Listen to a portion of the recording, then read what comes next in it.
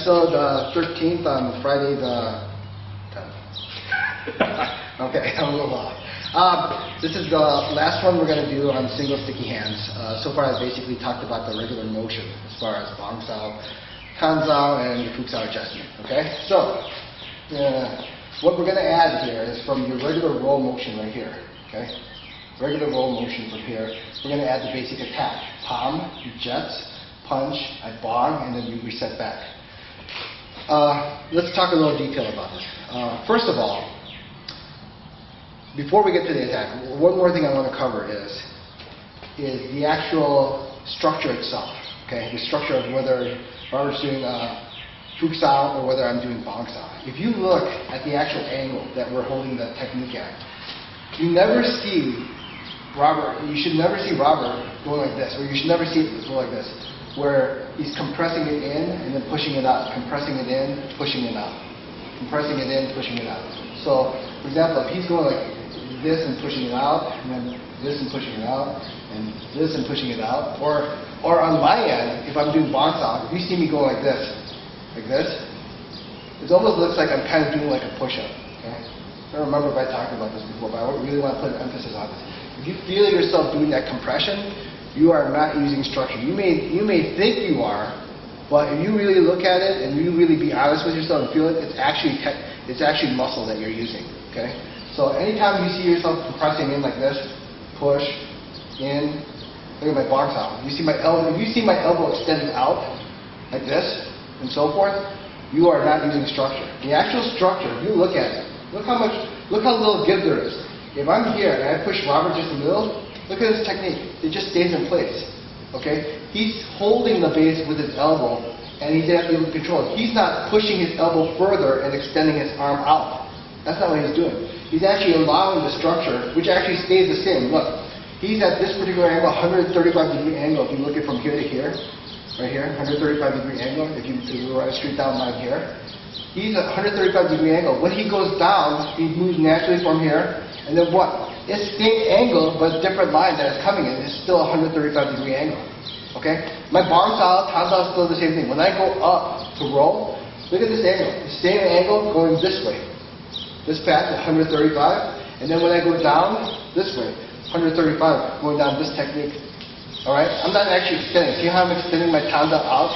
I'm extending my Bang Sao out? I'm not doing that. If you're doing that, you're going to end up using muscle. So notice here, a little stick there, okay, boom, okay, alright. See how the elbow position stays the same? It's not extending out. Alright, hopefully that made sense. Hopefully you're doing it right. And if you're not, okay. Anyway, now we're going to talk about the basic attack. The basic attack itself. This idea where we're doing palm and he jets, I punch, or he punches, I do bang, and then we reset back. There's no secret in Wing Chun, but I'll tell you this right now. This simple exercise, this simple drill, has everything you need to know to develop and become good at Wing Chun.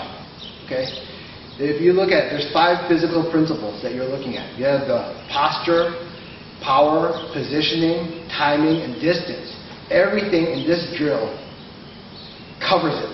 To the T. It looks like a very basic exercise, but if you learn how to look at it deeper, all the advanced techniques that you need to do lie in this technique.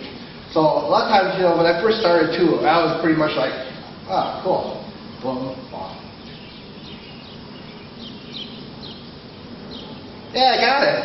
What's next? But that's typical. In the beginning, you're always kind of grasping for, give me more, give me more. When in reality, you should actually look back at reverse and see, what do you really know?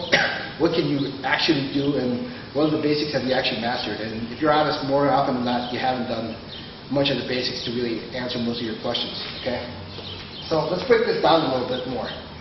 So when I roll down here, okay, at this point, when I do from Bang Sao to Tan, first of all, when I want to do a palm strike, remember, know when you're doing the palm strike. The palm strike timing is actually, I'm not here and he's not, and I'm like midway through the motion and I'm trying to do the palm. Okay? If you look at it, you're looking at the basic regular timing of doing techniques.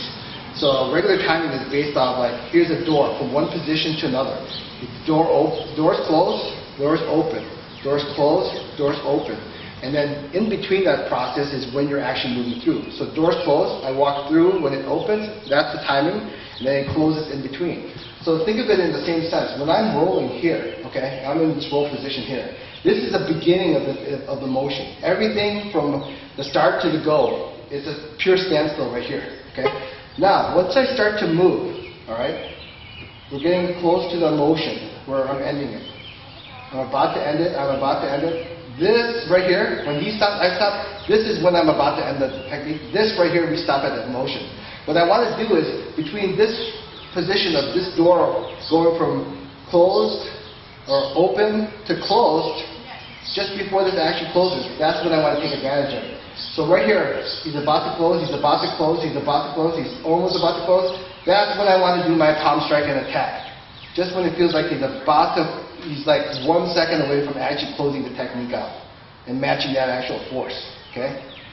See that? I don't want to do it too soon and then try to do it there. Easy for him to block. But when he thinks he's about to be at the point where he's finishing the technique, that's when I'm doing the palm strike. Why is that? Think of it this way. If I'm moving my leg, right? I'm about to move my leg, and right here, all of a sudden, I make an adjustment. I can easily make an adjustment to move my foot somewhere else. All right? Because I haven't finished the technique or completed the motion fully. But if I put my foot all the way here, almost like I'm about to touch the ground here and all my weight's about to go here at this point, guess what? I have to finish that technique. At that point is when it's hard for me to actually make my adjustments from that point. Here, I can adjust. Here, when I'm about to fall in, hard to adjust, I got to finish it. So the same concept applies when you're doing this technique. He's about to finish, he's about to finish, he's about to finish, about to finish, he's almost committed to it, almost committed. That's when I actually go in for the attack and do the palm strike. Okay? That's a basic timing detail that you have to be aware of, just on the basis of regular timing. Now, what happens is, when that happens, when he feels that, okay, and I start initiating my palm strike, a lot of times people end up pulling the jet back, okay? This is what happens. He palm strikes, I come in and actually jet. I'm actually pulling the force back into me. In reality, if you look at the detail, when he starts initiating the palm strike, look at Fukusan motion. You look at the Fukusan motion, it looks like I'm going down here.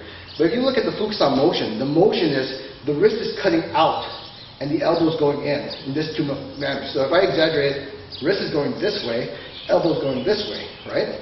That's what you're looking. Two motions cranking in this particular pattern. When he starts initiating this motion, my hand's not coming back. Look what my hand motion is doing. When he initiates it, it's actually drilling out first to meet that oncoming force. It's not collapsing in. He's not going here, and I'm just going boom, palm. I actually meet him out here, and he actually runs into this cut, my actual hand technique here. And then when he palms, my jet's already there. See how I blocked it? You didn't see me collapse it. Notice, just like the same concept we said before. This has a particular angle, 135-degree angle here. I'm not going here, and he palms me, and I'm collapsing my triangle in. I'm not doing that. When he palms me, look, my hand rotates out, my elbow adjusts in, and then what? I just guided jet saw, and I'm already blocking him down. Okay? I'm already blocking him down at that point. Now, what you want to develop also is, when Robert ends up firing the bullets, right?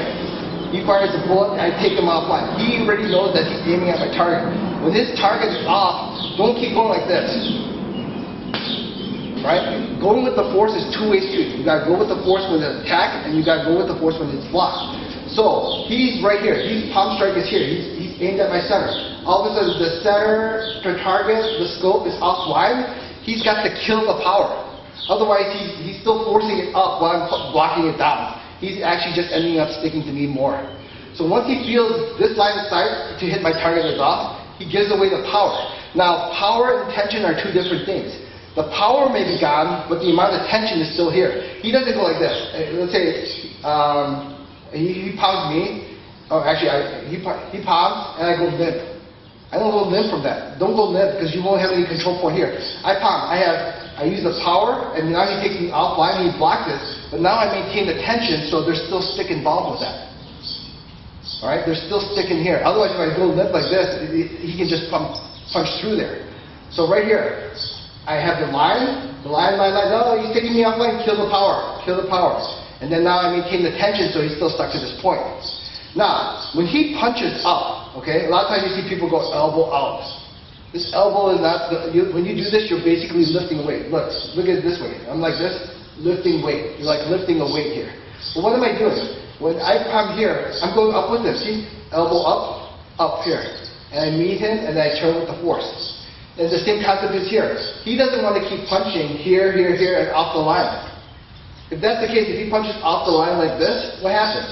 He punches off the line here, he's off the line already. He already knows I blocked it here. If he punches further, he's going to go above my head. So same thing here. Once he feels, he's asked the question, can you block this punch? And I say, yes. With my box off, he's got to kill the power.